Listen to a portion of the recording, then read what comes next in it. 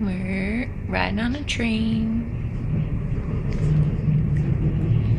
Hey, what you eating? Hey, what you eating? What are you eating? Beavis eating these little snack thingies. Another one?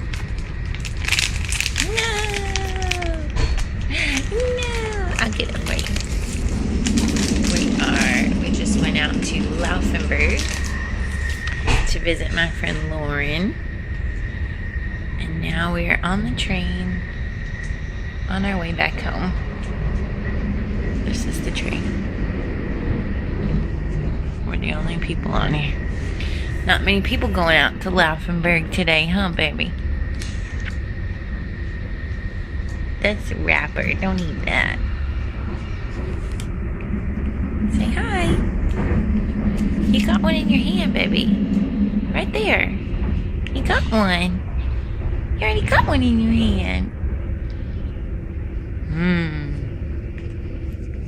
And look outside.